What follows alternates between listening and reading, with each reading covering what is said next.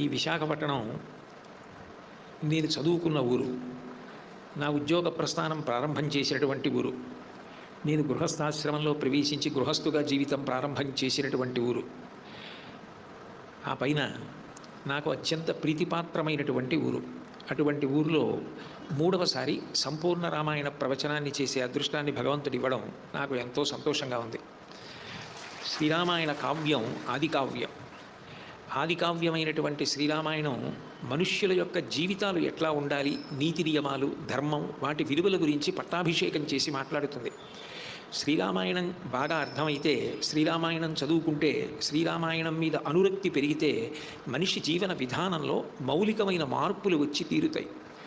ఒక శిలని శిల్పంగా శిల్పి ఎలా చెక్కుతాడో, రామాయణ పఠనం, రామాయణ ప్రవచన శ్రవణం, రామాయణమునందు భక్తి మనిషిని సంస్కారవంతుడిగా తీర్చిదిద్దుతాయి. ఒక మనిషి తీర్చిదిద్దబడడానికి, మనిషికి కావలసిన సంస్కారములను అందించడానికి శ్రీరామాయణం కన్నా గొప్ప కావ్యం, అంత తేలికగా అర్థమయ్యే కావ్యం ఇంకొకటి ఉంటుంది అని చెప్పడం చాలా కష్టం. ఎందుకనంటే, జై శ్రీరామ్. మహాసంపూర్ణ రామాయణము 42 రోజులు సాగంటి కోటేశ్వరరావు గారి నోటితో విన్న ప్రతి భక్తులు కూడా, ప్రతి ఒక్కరూ కూడా ఎంతో భక్తి శ్రద్ధలతో రాముల వారి పట్టాభిషేకం ఊరేగింపు కార్యక్రమంలో ఈ గాయత్రి ఇంజనీరింగ్ కాలేజీలో హాజరవ్వడం జరిగింది. చూడండి ఎంతమంది భక్తులు ఉన్నారో.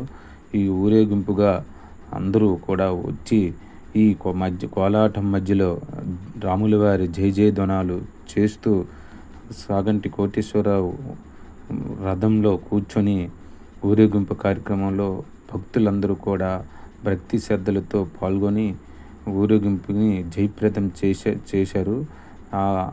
ఆ ఘనత అయోధ్య తర్వాత విశాఖపట్నానికి దక్కిందని సాగంటి కోటేశ్వరరావు గారి మాటల్లో చెప్పడం జరిగింది. చూడండి ఎంత భక్తి శ్రద్ధలతో పాల్గొన్నారు. అలాగే ఈ కార్యక్రమం, ఊరేగింపు కార్యక్రమం జరిగిన తర్వాత పట్టాభిషేకానికి భక్తులు ఏ విధంగా కూర్చున్నారో చూడండి.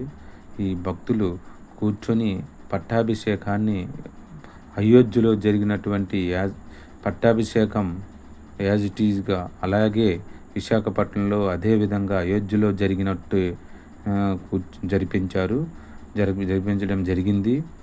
దీనికి భక్తులు 50 మంది ఎంతో భక్తి శ్రద్ధలతో చూడడం జరిగింది.